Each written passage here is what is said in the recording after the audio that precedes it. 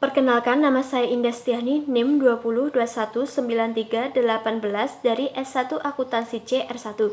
Di sini saya akan membahas artikel yang berjudul Pengaruh Profitabilitas, Struktur Kepemilikan, dan Kualitas Audit Terhadap Manajemen Laba. Studi pada perusahaan manufaktur yang terdaftar pada Bursa Efek Indonesia pada tahun 2013 sampai 2015. Artikel ini ditulis oleh Bahana Takbir Alzana dan Agus Purwanto pada tahun 2017.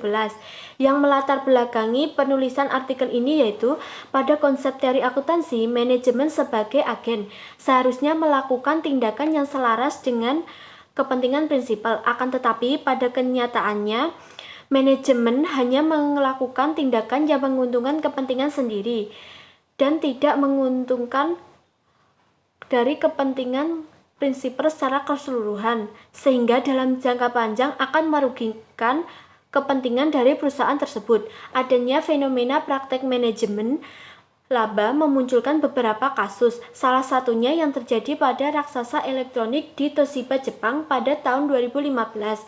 Pada tanggal 31 Maret 2014, sebanyak 21 kasus pembukuan terkait pekerjaan rekonstruksi, perhitungan, dan pembukuan Toshiba telah dipalsukan, sehingga pendapatan perusahaan meningkat.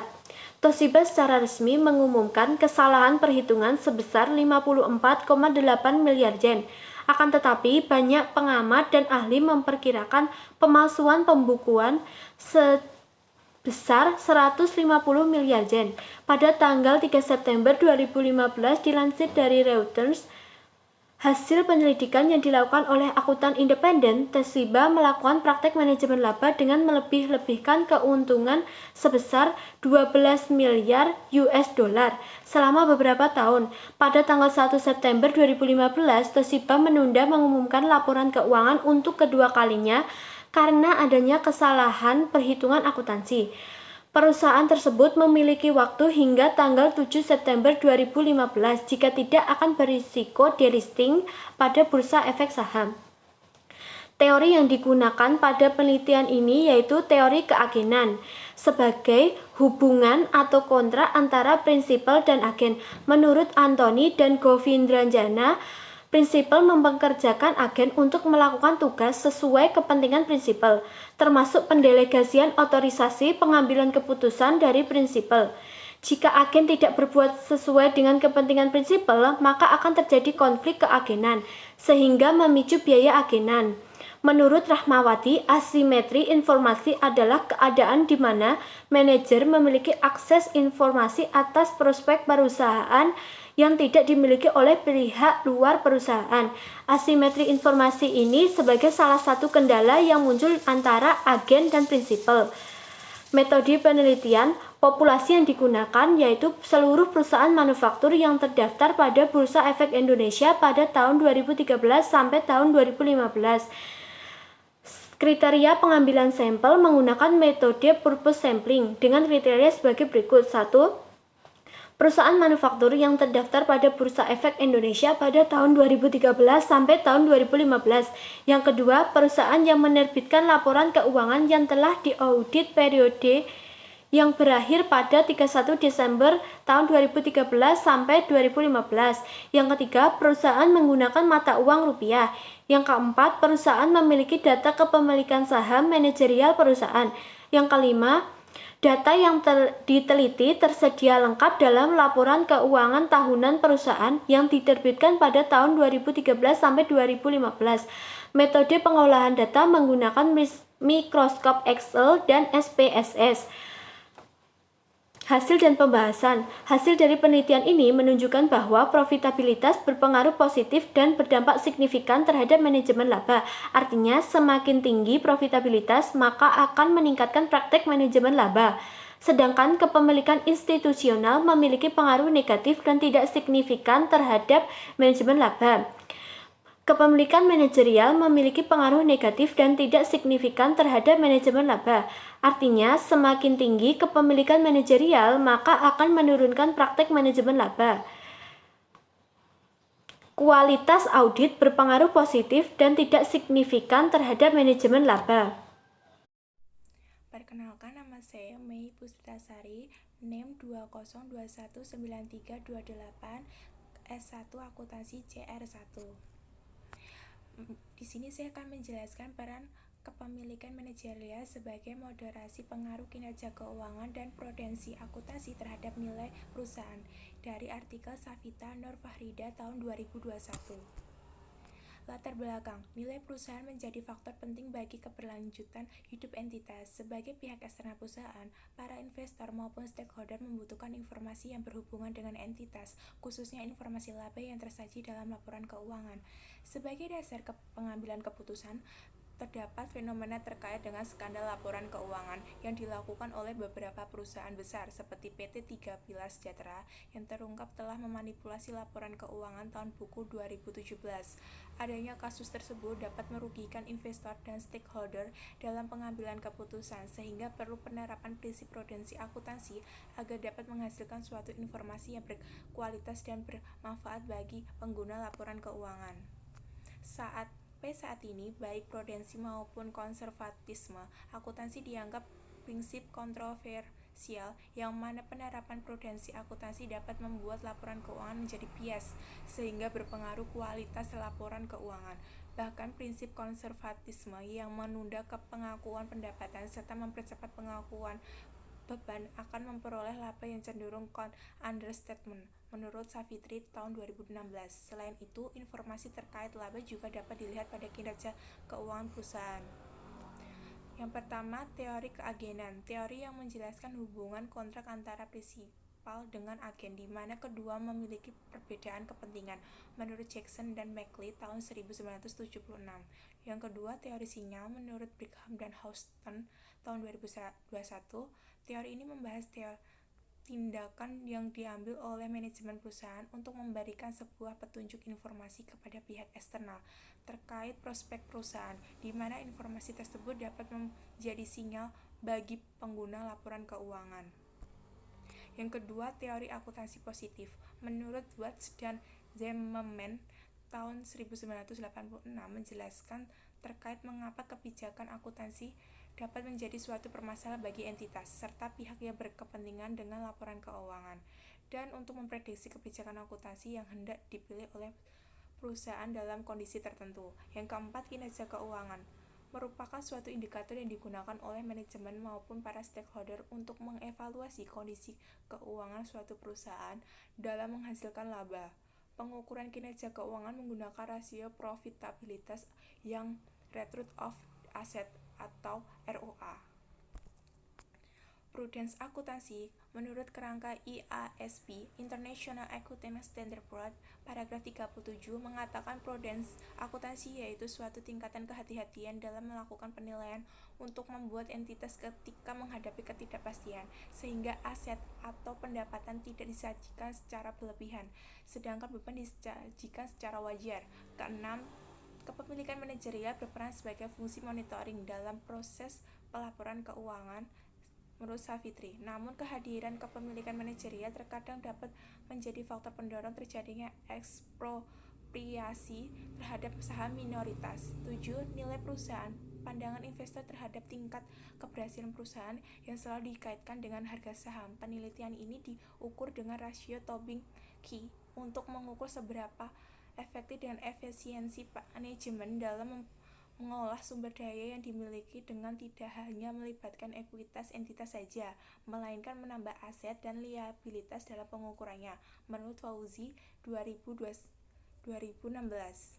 Metode penelitian, jenis penelitian yang digunakan korelasional dengan pendekatan kuantitatif, sumber data sekunder, populasi perusahaan manufaktur yang terdaftar di Bursa Efek Indonesia tahun 2015 hingga 2019. Pengambilan sampelnya sebanyak 195 data dari 39 perusahaan manufaktur dengan menggunakan metode proportive sampling. Teknik analisis data menggunakan regresi linear berganda dengan program SPSS versi 25. Hasil penelitian ini menggunakan 4 hipotesis sebagai berikut. 1. Kinerja keuangan berpengaruh positif terhadap nilai perusahaan. Yang kedua, prudence akuntansi tidak berpengaruh terhadap nilai perusahaan. Yang ketiga, kepemilikan manajerial memperlemah pengaruh kinerja keuangan terhadap nilai perusahaan. Yang keempat, kepemilikan manajerial tidak mampu memoderasi pengaruh prudensi akuntansi terhadap nilai perusahaan. Terima kasih. Assalamualaikum warahmatullahi wabarakatuh. Nama saya Citra Musa Afianti, S1 Akuntansi R1C, NIM 20219350.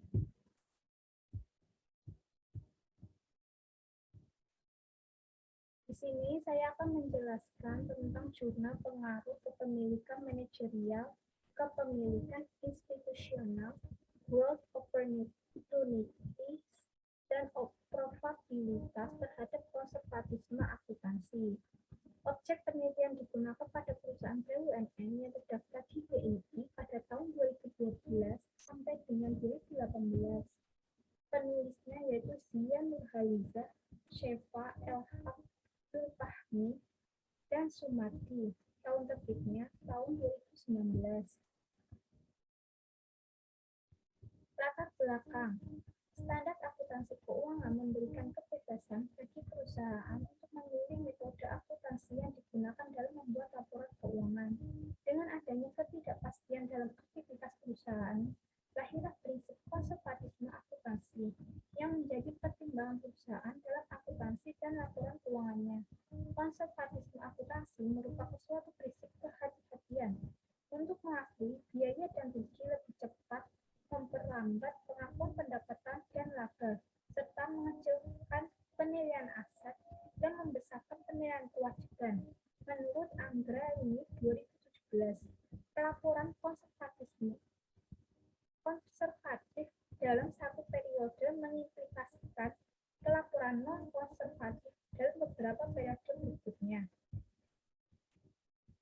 Selanjutnya, kasus yang terkait dengan penerapan konservatisme akuntansi terjadi pada perusahaan BUMN PT Garuda Indonesia atau Persero Tbk. Kasus yang terkait dengan penerapan konservatisme akuntansi terjadi pada perusahaan BUMN PT Garuda Indonesia atau Persero Tbk. Laporan keuangan Garuda Indonesia tahun 2018 berhasil membuktikan laba bersih sebesar 884.000 US dollar atau setara 11,33 miliar rupiah. Kurs 1 dolarnya 14.000. Dua komisaris yaitu Hoiril Tanjung dan Doni Oskaria menolak mendatangani laporan buku tahunan 2018 karena mereka tidak setuju dengan pencatatan karena salah satu transaksi diakui sebagai pendapatan CNN Indonesia. Garuda Indonesia telah menyajikan kembali laporan keuangan perusahaan pada tahun 2018 dengan membukukan rugi sebesar 179 juta US dollar. Kementerian Keuangan bersama OJK menjatuhkan sejumlah sanksi kepada auditor Garuda Indonesia, anggota direksi, dan Dewan Komisaris Kemenku 2019. Kasus yang terjadi pada Garuda Indonesia menunjukkan rendahnya penerapan konservatisme akuntansi. Pihak manajemen tidak berhati-hati dalam penyajian laporan keuangan, sehingga mengakibatkan overstate laba pada laba tahun 2018. Dalam hal ini, perusahaan dinilai melakukan markup laba dan memiliki optimisme yang berlebihan dalam mengakui laba sehingga menyebabkan nilai laba menjadi lebih besar dari yang seharusnya. Faktor yang digunakan dapat mempengaruhi perusahaan dan melakukan konservatisme akuntansi adalah kepemilikan manajerial. Selanjutnya, teori. Teori yang digunakan yaitu signaling. Teori signaling sangat berkaitan dengan asimetri informasi. Menurut Spence tahun 1973, teori persinyalan dilakukan untuk mengurangi adanya asimetri informasi oleh manajer. Teori ini menjelaskan tentang bagaimana seharusnya perusahaan memberikan sinyal kepada pengguna dari laporan keuangan mengenai apa yang dilakukan oleh pihak manajemen untuk memenuhi keinginan dari pihak pemilik. Menurut Tianti 2016. Berikutnya, teori keagenan. Teori keagenan berkaitan dengan kerjasama antara dua pihak, yaitu prinsipal dan agen. Menurut Jensen dan McLean tahun 1976. Fokus dari teori ini yaitu hubungan antara pemilik perusahaan dengan manajer perusahaan. Adanya masalah keagenan kadang timbul karena adanya konflik kepentingan antara agen dan prinsipal. Menurut Purnamat dan Daljumo tahun 2013, seorang manajer kadang bertindak untuk menguntungkan diri sendiri, sehingga ia tidak memedulikan lagi kepentingan pemilik perusahaan. Kerjasama yang dilakukan oleh prinsipal dan agen haruslah saling menguntungkan satu sama lain. Masing-masing pihak juga dituntut untuk menaati perjanjian yang telah disepakati. Menurut I Gusti Putu Wirawati tahun 2013. Berikutnya, konservatis akuntansi. Konsep konservatisme merupakan suatu prinsip akuntansi jika dilaksanakan oleh penghuni akan menghasilkan laba yang cenderung rendah, serta biaya dan hutang cenderung tinggi. Menurut Rahmawati tahun 2018. Konservatisme akuntansi merupakan reaksi kehati-hatian untuk menghadapi hal-hal yang tidak pasti pada perusahaan. Pengukuran konservatisme akuntansi dalam penelitian ini menggunakan aktual non-operasi. Ketika aktivitas non-utama perusahaan telah timbul earned, maka perusahaan akan menggunakan metode aktual atas pendapatan atau beban dari transaksi tersebut tanpa memperhatikan waktu kas atau secara kas diterima atau dibayar. Menurut Ted Nanias tahun 2016. Berikutnya, teori kepemilikan manajerial. Menurut Siregar Pambudi tahun 2017, kepemilikan manajerial adalah tingkat kepemilikan saham pihak manajemen yang secara langsung ikut aktif dalam pengembalian keputusan. Perusahaan yang memiliki presentasi kepemilikan manajerial yang lebih tinggi akan cenderung menggunakan metode akuntansi yang tidak konservatif. Menurut Anggraini tahun 2017, kepemilikan manajerial yang lebih tinggi akan mendorong dilakukan penggunaan hak kontrol untuk memaksimalkan kesejahteraan manajemen. Kepemilikan manajerial diukur dengan menghitung presentasi jumlah lembar saham yang dimiliki oleh pihak manajemen dibagi dengan total jumlah saham yang beredar. Menurut Wulandari, Andreas, dan Ilham tahun 2014. Semakin tinggi kepemilikan manajerial, maka semakin rendah penerapan konservatisme akuntansi pada perusahaan karena manajer memiliki kecenderungan untuk melaporkan laba yang tinggi agar dinilai memiliki kinerja yang bagus atau mendapatkan bonus.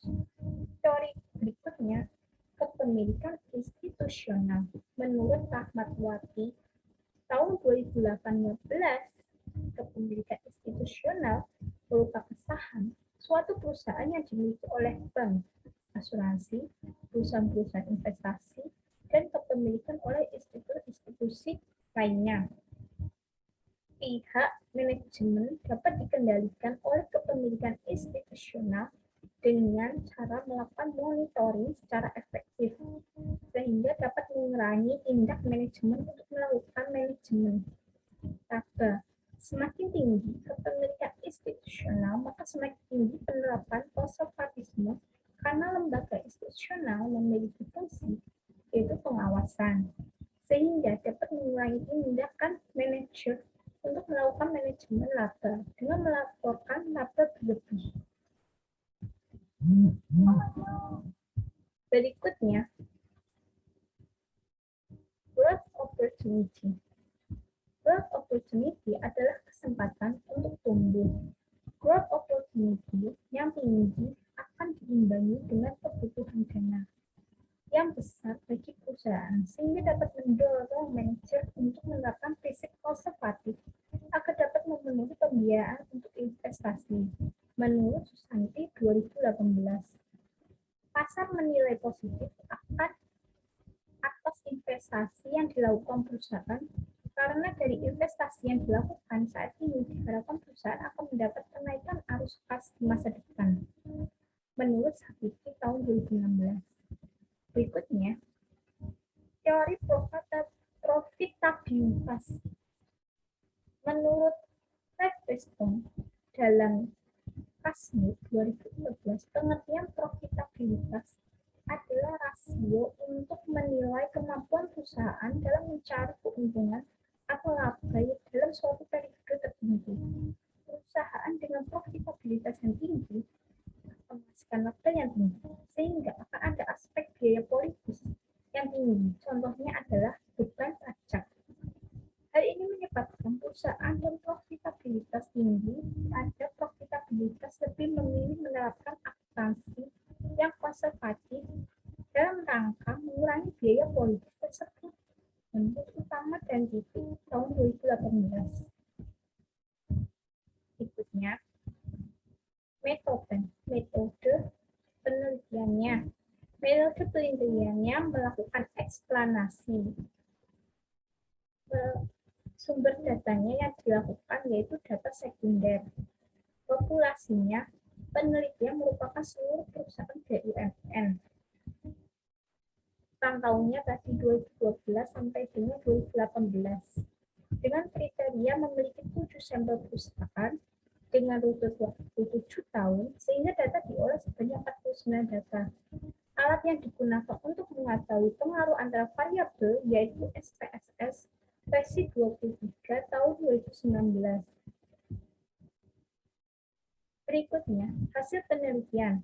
Berdasarkan hasil pengujian hipotesis, simultan dan parsial. Yang pertama, kepemilikan institusional dan growth opportunity berpengaruh signifikan terhadap konservatisme akuntansi. Yang kedua, kepemilikan manajerial dan profitabilitas tidak berpengaruh signifikan terhadap konservatisme akuntansi. Dan yang ketiga, secara simultan, kepemilikan manajerial, kepemilikan institusional, growth opportunity, dan profitabilitas berpengaruh terhadap konservatisme akuntansi. Terima kasih atas perhatiannya.